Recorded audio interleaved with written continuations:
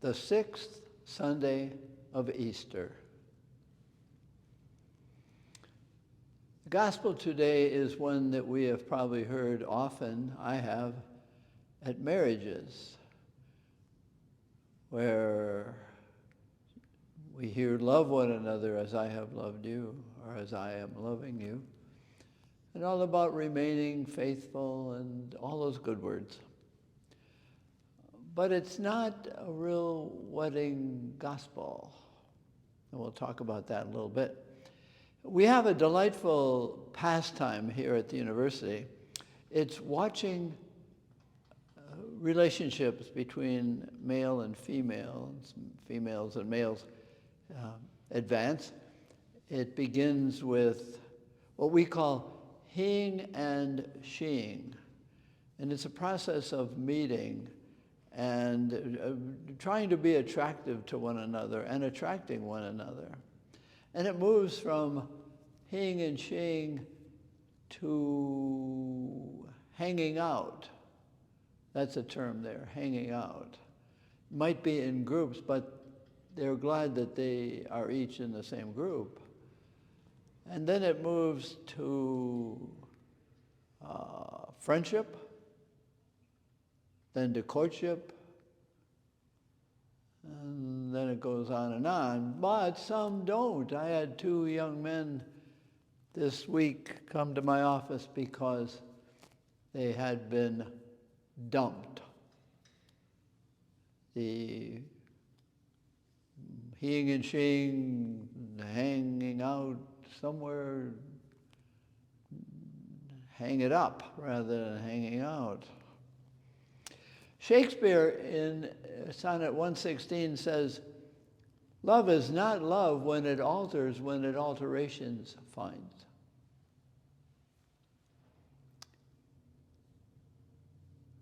Love, human love is an experience, believe it or not, of poverty, of incompletion, of not quite. It alters a bit when it alterations finds. That's true. It changes a little bit, sometimes permanently. Separation because of alterations. But love is a poverty because we can't love or feel that love all the time. That would be wonderful. We could be complete and we could complete the other. But we can't. Love is a poverty. Now, Jesus says love is something not that God chooses. Very important. God does not choose to love us. Jesus doesn't choose to love us when he says, you have not chosen me, I have chosen you. That's on to be disciples, I have chosen you. But God, these separations that happened, these two young men got dumped. The young women chose not to be in relationship. They're looking for something other. They're looking for completion from another. This wasn't going anywhere, or it wasn't going according to what they would like. They were looking for a love that kind of would complete. Hopefully, totally complete. That's the great desire. Can you complete me? That would be a great experience of being loved. But what Jesus says is, remain in my consistent love, my non-choosing love. God doesn't make a choice to love us. God is love. And God does what God is. And Jesus is the expression of that unchoosing love. And he says, remain in the experience which is limited, which can't complete you. You are too divided. You are too, in a way, you are too in love with yourself to receive my total love. Because you've defined, he says, you've defined love according to completion. My love, in your experience, cannot complete you because you're too preoccupied with loving yourself. My experience of what I want to be loved by God is only attainable in the next experience. We call the next life, but it's an experience of God's love. So what does it mean to remain in God's love? Don't expect, my opinion, don't expect to remain in the awareness of that God's love. Again, that's a poverty.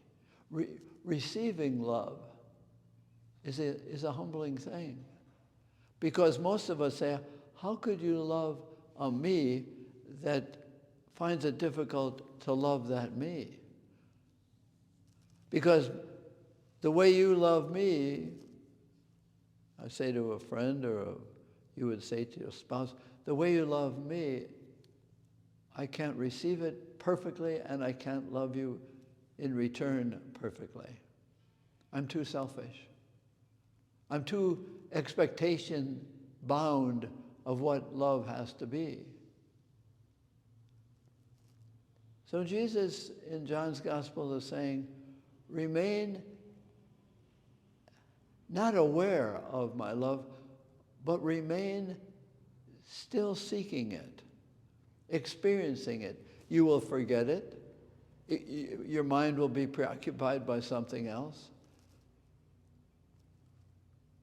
It's a gospel not about marriage. It's a gospel about discipleship, which is Jesus' embrace of the poverty of humanity. Mine, yours. So loving is a poverty. Experiencing love is a poverty. Experiencing God's infinite love is a poverty. I can't receive it all. I can't stay consistent with it, aware of it. I'm too preoccupied with myself.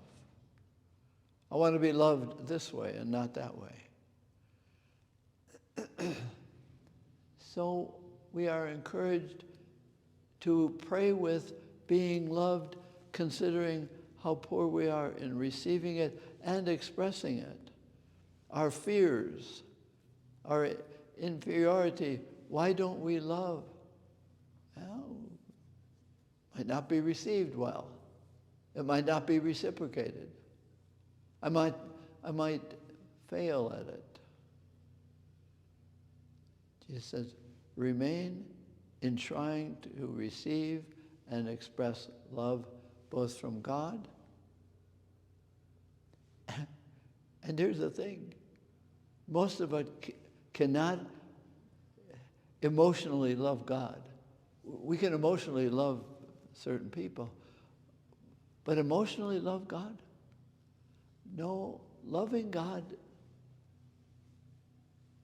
is letting God love us in the poverty of our inability to receive the infinite love. We are very limited, poor in how we can receive God's love. And we say, more please, or could it be differently? Or how can you love me this way? I'll be the decider about whether this is your love for me or not. Poverty. Being loved and loving is a holy poverty. And it is God's love that helps us live with that poverty. It's that love that we receive in the Eucharist, in our limited way, in the poverty of our hand, in the poverty of our minds. He doesn't choose to love us. He loves us.